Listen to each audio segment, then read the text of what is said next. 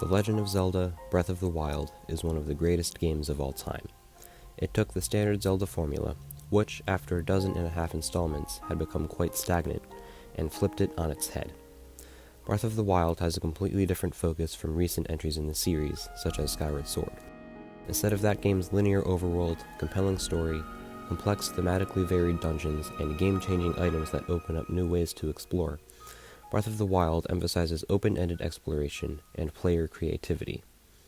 Breath of the Wild's Hyrule is larger than any game prior, and is dotted with 120 shrines, each with its own unique and inventive puzzles. These shrines and other points of interest are separated by large distances, meaning that most of the player's time is spent exploring. Breath of the Wild captured the feeling of pure adventure better than almost any other game in the series except for the first. This exploration is accompanied not by a bold, adventurous overworld theme, but by some empty-sounding piano riffs.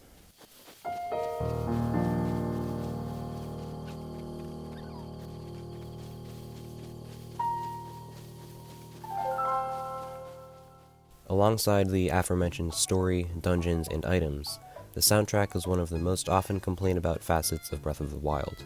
Compared to the sheer variety and omnipresence of music in the other Zelda games, from heart-wrenching ballads to climactic, bombastic boss themes, Breath of the Wild just falls short. However, that doesn't necessarily mean that Breath of the Wild is entirely devoid of any ear-catching melodies, and the game is, in fact, filled to the brim with brilliantly crafted music. I'm not just talking about the innumerable reference to previous games. Even the empty-sounding piano riffs play a key role in making Breath of the Wild feel like Breath of the Wild.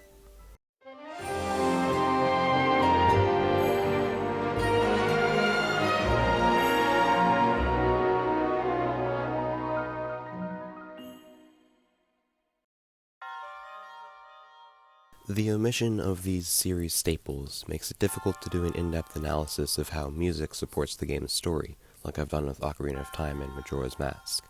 There simply isn't enough story to build the music around. However, that's where the genius of the game's soundtrack comes in. There is no substantial narrative to guide the player, so both the story and the music stay out of your way and don't call attention to themselves. Instead, the player is free to explore as they please, uncovering both the secrets of the story and the music for themselves. The only locations where the music really stands out are places that are important to the narrative.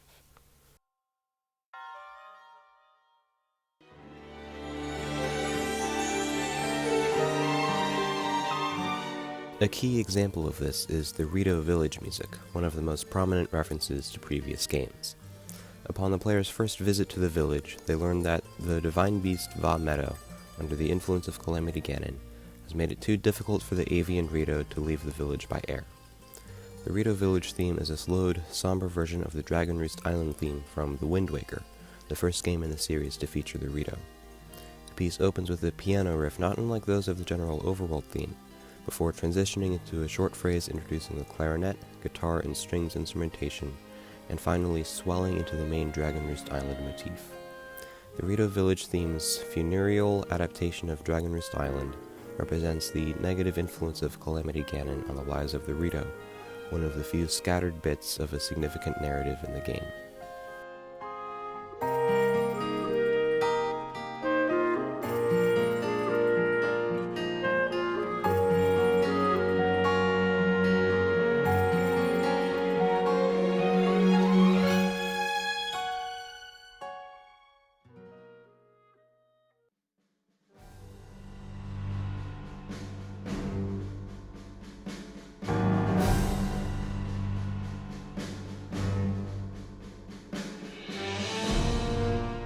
Probably the most striking the background music ever gets is in Hyrule Castle, at the very climax of the game's story. The Hyrule Castle theme is split into two sections, an interior and an exterior. The two versions of the song have the exact same tempo and structure, with only the instrumentation changing between them. The exterior is one of the most intense and bombastic tracks in the entire game. The song opens with a snare drum and marching footsteps establishing a strong beat in 5/4 time, and occasional piano and string hits before opening into the main melodic statement played by ominous low brass. From there, the song swells into a repetition of this motif played by trumpets with dissonant piano flourishes and a strong string bass, before cutting back and quoting the main Zelda theme and a final crescendo into the climax of the piece.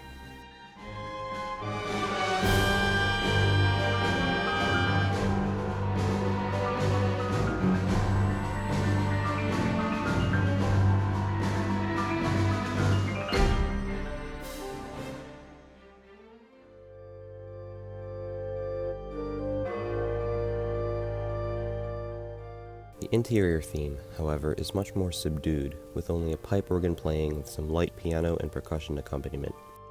The main Zelda theme is also substituted with Zelda's lullaby and some frantic, very high organ notes, reminiscent of the low heart sound effect, representing Zelda's struggle to hold back Calamity Ganon. The highlight of the interior theme for me is a very faint quotation of the main Zelda theme again on a glockenspiel at the climax.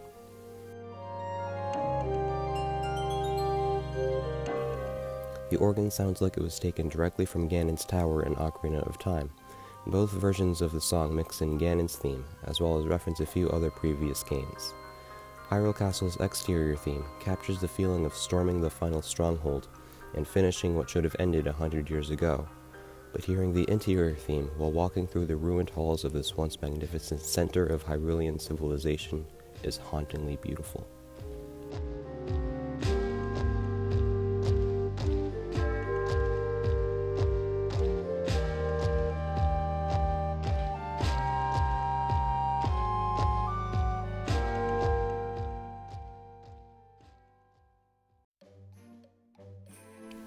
The reason why narratively significant music is so sparse in Breath of the Wild is because the game focuses very little on its story compared to past Zeldas.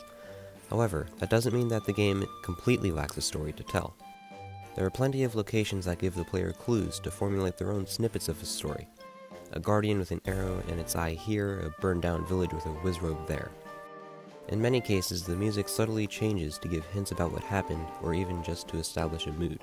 Take, for instance, the Temple of Time.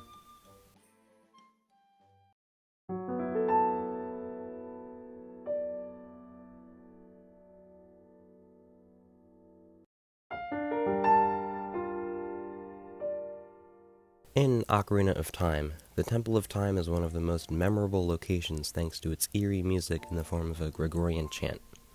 In Breath of the Wild, the first major location the average player will visit is the ruins of the Temple of Time. This once majestic landmark, now a mere shell of its former self, establishes a recurring scenario in Breath of the Wild, where places that used to be important to the people of Hyrule have been abandoned and fallen into disrepair. The music is appropriately melancholy, with a broken-up and dissonant rendition of the original Temple of Time theme.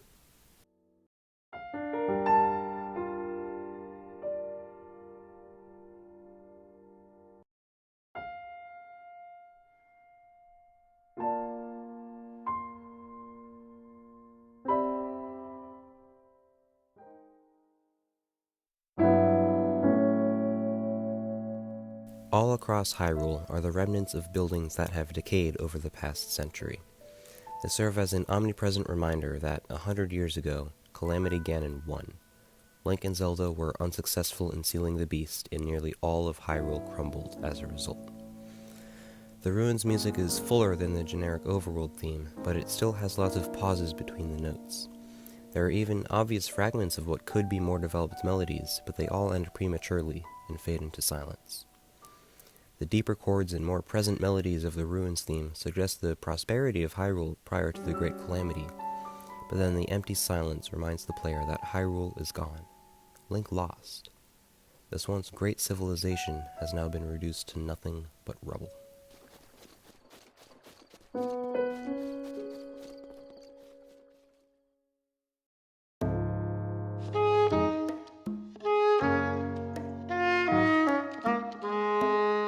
In stark contrast to the melancholy of the Ruins theme, the theme for Tarrytown, as part of the From the Ground Up side quest, is one of the most uplifting in the game.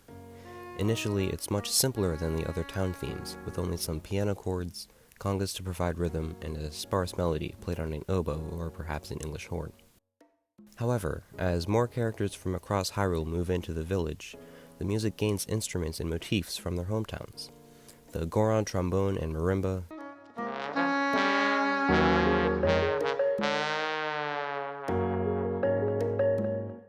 Gerudo Kodo sitar,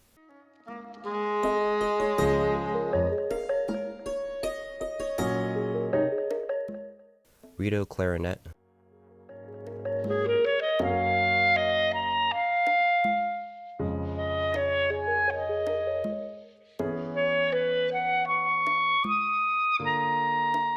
Zora guitar and shaker,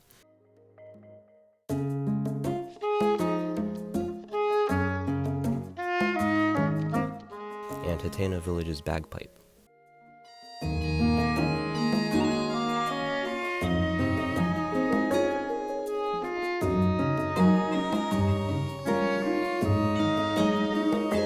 The gradual addition of these hallmarks of the different peoples who have immigrated to Tarrytown reflects its growth from an island with just a few rocks to a vibrant, bustling settlement, and a melting pot of diverse cultures and musical ideas. Tarrytown and its music represent the hope that even though the core of Hyrulean civilization is gone, its spirit isn't, and the survivors of the Great Calamity can still rebuild.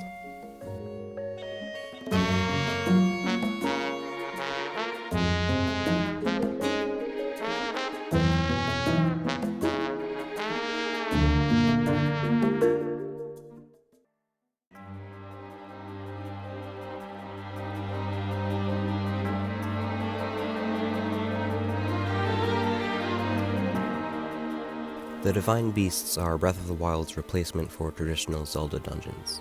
They are a major focus of criticism for the game due to how similar they are thematically and how much they depart from series conventions in their layout. The Divine Beast music will also likely go unnoticed by most players, but it actually tells a story of what happened to the four champions, Mipha, Urbosa, Revali, and Daruk, during the Great Calamity.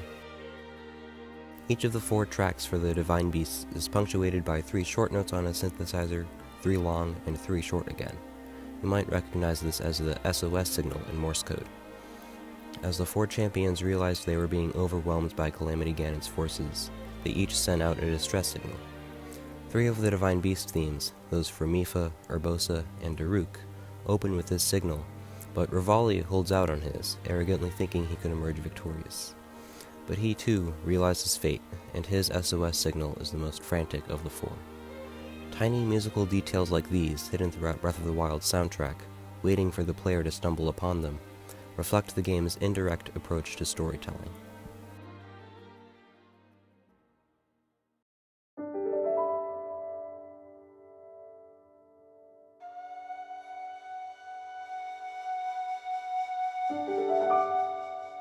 Despite the amount of time I've been talking about them, all of these musical morsels make up a tiny fraction of Breath of the Wild's soundtrack.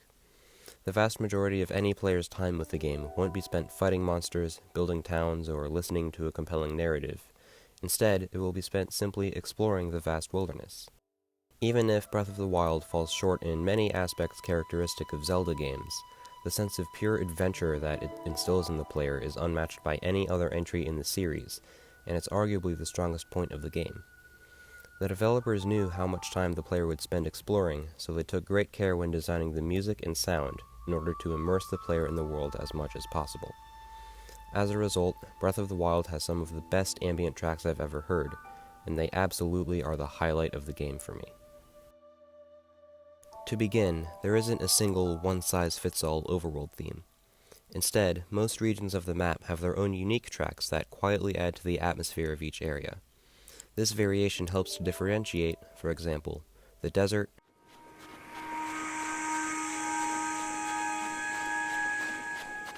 tundra,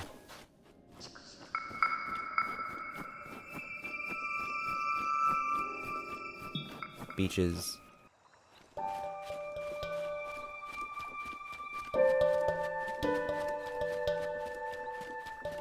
canyons,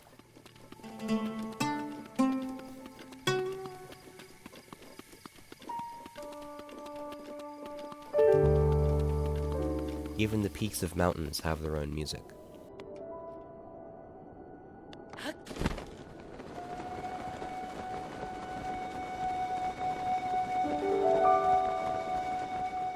You've probably at least subconsciously noticed most of these in the past, even if it didn't stand out. Another important thing to note about these ambient tracks is how a few of them contain many notes in the bass. Take, for example, the high-pitched percussion in the Snowy theme, or the extended piano chords in the beach or cave themes. Although this makes them less interesting as standalone songs, since there's no solid foundation to fill in the lower registers, it gives room in the music for the ambient sounds of nature. Add these sounds in: insects, birds, and other wild animals off in the distance, Link's footsteps, the wind rustling through the trees, and you get a rich, diverse soundscape that changes from region to region and reinforces the atmosphere of exploration by making the world feel more alive. This is then juxtaposed by the town themes, such as Hateno Village and especially Terrytown, whose moving parts in the bass make them feel fuller and more like home. This contrast between the towns and the wild enhances both atmospheres.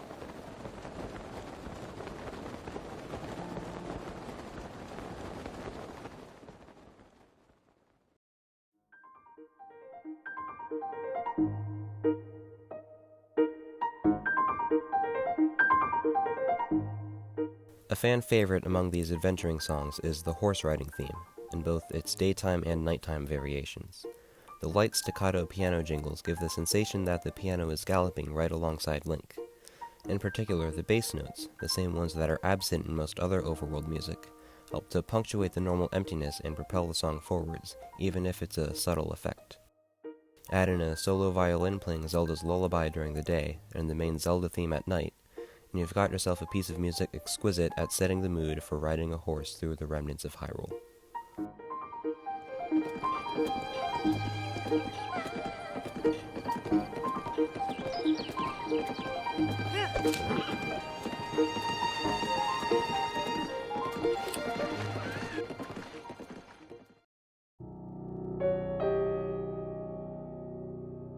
Another, perhaps less noticeable example of the effect Breath of the Wild's music has on the mood is the nighttime variant of the field theme. This is one of the least obvious candidates for an atmospherically significant piece, considering that at a first glance it's essentially the same as the daytime version, but upon closer inspection it evokes an entirely different setting. For starters, the solitary notes and chords are played with copious amounts of pedal and space between them, letting the individual notes blend together and then fade completely before the silence is broken again. This makes the music feel even more empty, hammering home the vastness of Hyrule and the feeling that you're lost in the wild. Furthermore, the nighttime field theme actually imitates the sounds of the nocturnal wilderness. Every once in a while, the piano will repeatedly play a high-pitched note as it moves from the right ear to the left, emulating the sound of a small critter scurrying invisibly through the undergrowth.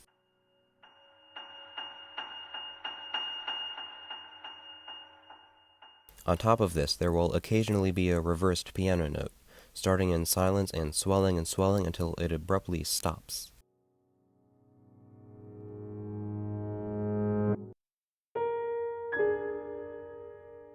This sound effect also appears in tracks such as the one that plays before a blood moon, and is used to elicit a sense of danger.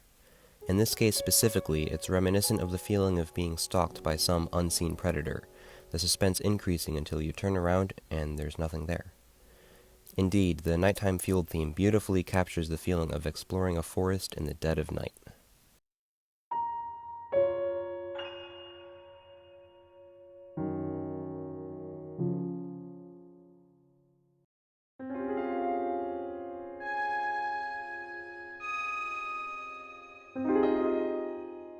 What is, in my opinion, one of the best songs in the game at sculpting a specific mood is the cave theme.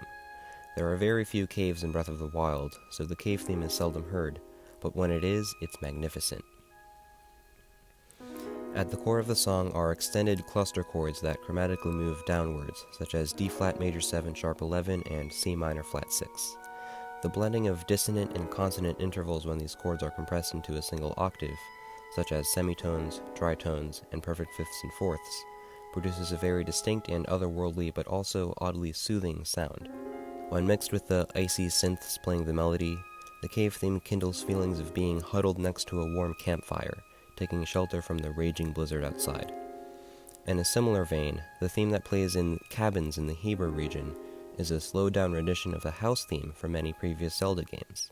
The piano and guitar instrumentation and long pauses between notes induces similar feelings of shelter and warmth against a frigid background.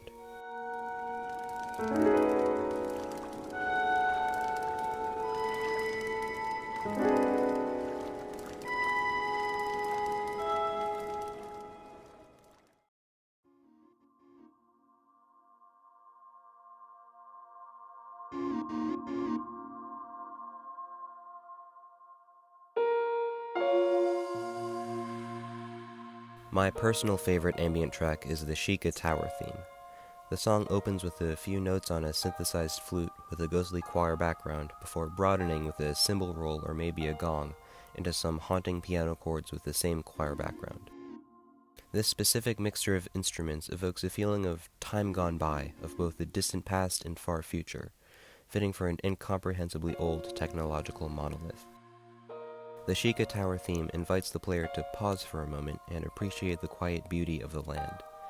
Ganon may have wreaked havoc on civilization, but nature endures.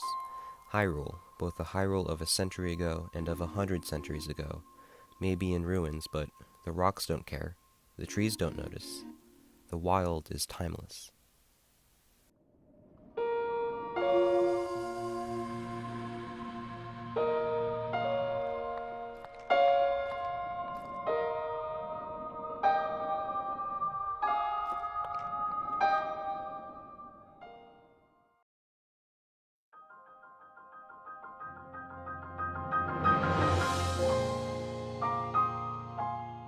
The main theme and title theme for any entry in the Zelda series obviously sets the tone for the entire game. Ocarina of Time is majestic and nostalgic. Majora's Mask is a beautiful mixture of joyful, despondent, and ominous. Breath of the Wild is no different. For starters, it literally does not have a title theme. The title screen is in complete silence.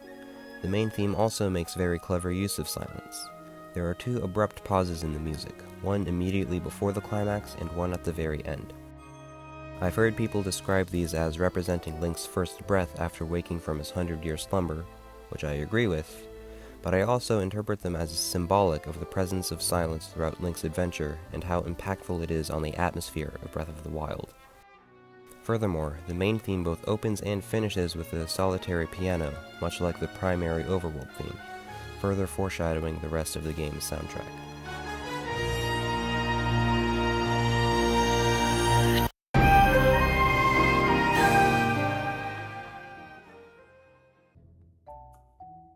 There are two scenes from early on in my first playthrough that really stand out to me.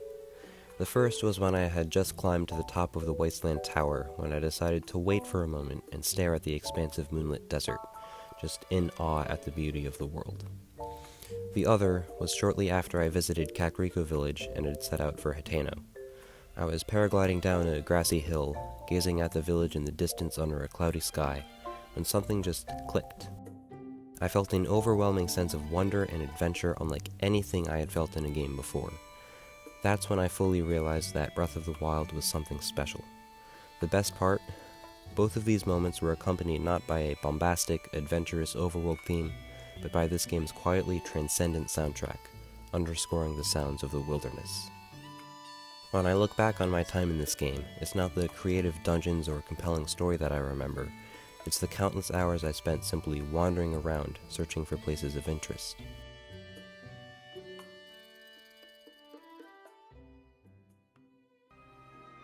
Although many have criticized it for its lack of good music compared to previous Zelda titles, the music of Breath of the Wild strongly supports the narrative where it's appropriate, gives hints to the player about the details of the story, and sets the stage for exploring the vast, ruined Hyrule.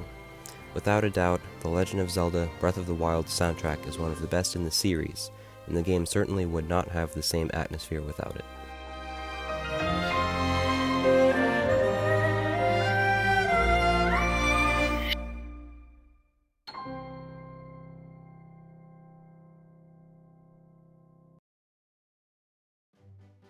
There are plenty of other fantastic songs in this game that unfortunately didn't make it into this video. Dark Beast Ganon, the Molduga and Talus themes, all of the Champions themes, Parasail minigame, Korok Forest, Prince Sidon's theme, and Cass's theme, just to name a few. While making this video, I watched a lot of other videos people have made about this game's music and sound design that I absolutely think you should check out. Links will be in the description. Thank you for watching.